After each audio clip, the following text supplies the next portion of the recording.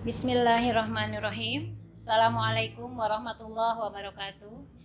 Bismillah, hamdanillah wa syukru ala ni'amillah.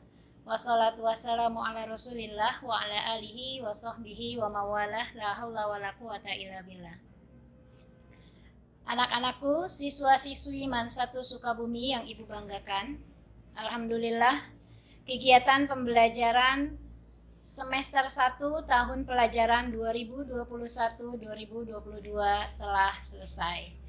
Dan minggu ini kita memasuki kegiatan penilaian akhir semester. Pada kesempatan kali ini, Ibu akan sampaikan terkait tata tertib peserta dalam kegiatan PAS dan pelaksanaan PAS secara teknis, agar kita semua bisa memahami aturan yang diberlakukan dan bisa mematuhi sesuai aturan yang sudah ditetapkan. Diawali dengan jadwal pelajaran PAS, sebagaimana yang sudah di-share di grup kelas, bahwa kegiatan PAS akan berlangsung mulai tanggal 1 Desember sampai tanggal 11 Desember 2021.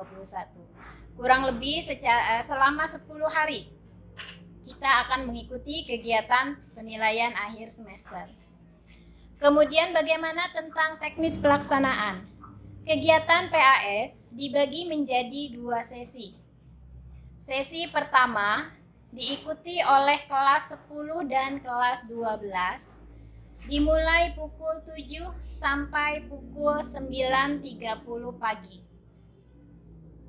Adapun teknisnya adalah pukul 7 siswa sudah berada di sekolah untuk kemudian langsung memasuki ruangan PAS masing-masing sebagaimana yang tertera pada kartu peserta. Siswa menempati ruangan tersebut, kemudian selama 30 menit siswa mengkondisikan diri dalam mengikuti kegiatan PAS, dimulai dengan membaca doa dan Asmaul Husna. Jam pertama, jam 7.30 sampai 8.30 untuk jam mapel pertama. Kemudian dilanjutkan jam 8.30 sampai 9.30 untuk mapel kedua. Setelah selesai jam kedua, yaitu jam 9.30, siswa sesi pertama diarahkan untuk sholat duha di masjid. Jadi tidak langsung pulang, maka seluruh siswa dimohon untuk membawa peralatan sholat masing-masing. Jadi jam 9.30 sampai kurang lebih maksimal 1 jam ke depan, seluruh siswa sesi pertama sudah menyelesaikan kegiatan PAS pada hari itu dan sudah selesai sholat duha. Kegiatan sesi 2 diikuti oleh kelas 11. Jam 9.30 sudah harus berada di sekolah dan langsung menempati ruang kelas masing-masing atau ruang PAS masing-masing yang terdapat pada kartu peserta. Jam 9.30 dimulai dengan mengkondisikan diri dengan membaca doa dan Asmaul Husna untuk sesi kedua. Kemudian kegiatan PAS dimulai jam 10 sampai jam 11 untuk mapel pertama dan jam 11 sampai jam 12 untuk mapel kedua. Setelah selesai kegiatan PAS sesi 2 yaitu jam 12, siswa kemudian diarahkan ke masjid untuk melaksanakan sholat duhur berjamaah. Oleh karena itu kepada siswa sesi 2 juga diharapkan membawa alat-alat sholat masing-masing, dan siswa diperbolehkan pulang setelah selesai kegiatan sholat duhur berjamaah. Kemudian Ibu akan terangkan mengenai siswa yang terlambat. Oh ya, sebelumnya jangan lupa setiap kali kegiatan PAS siswa harus membawa kartu peserta. Siswa yang tidak membawa kartu peserta tidak diizinkan untuk masuk ke ruang PAS. Jadi jangan lupa kartunya dijaga baik-baik dan dibawa setiap kali hadir ke sekolah untuk PAS. Kemudian siswa yang terlambat.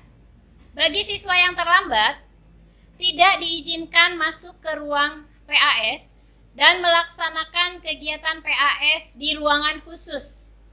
Ya, kemungkinannya di ruangan terbuka yang bisa terlihat. Gitu.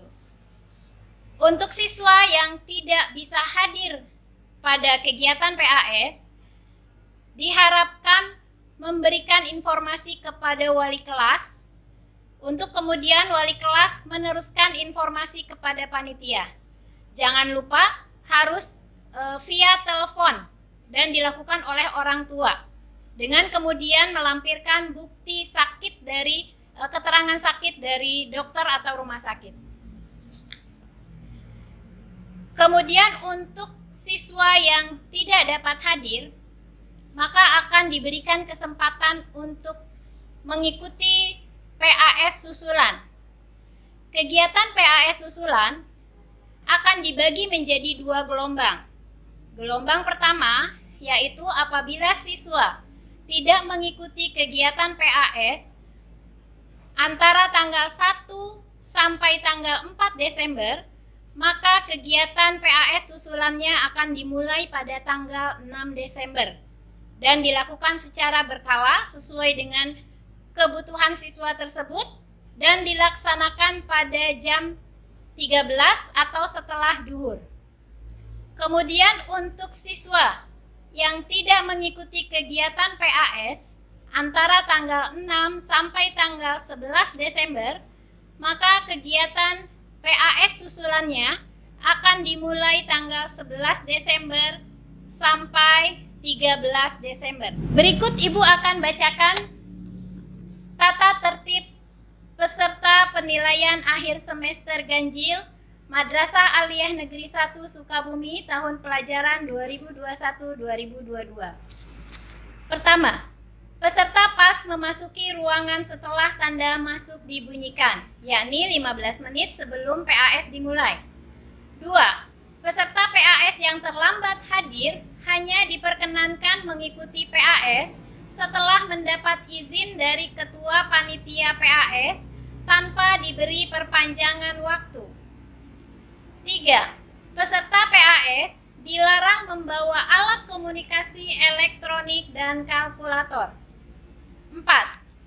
Tas, buku, dan catatan dalam bentuk apapun dikumpulkan di depan kelas di samping pengawas ruang. 5. Peserta PAS membawa alat tulis dan kartu tanda peserta PAS. 6. Peserta PAS mengisi daftar hadir menggunakan pulpen warna hitam. Ingat, tidak boleh saling meminjam, jadi setiap siswa membawa alat tulis masing-masing. 7.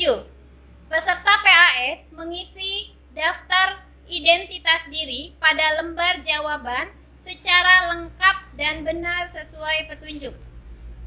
8.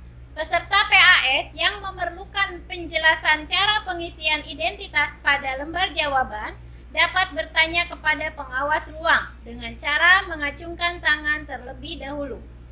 9.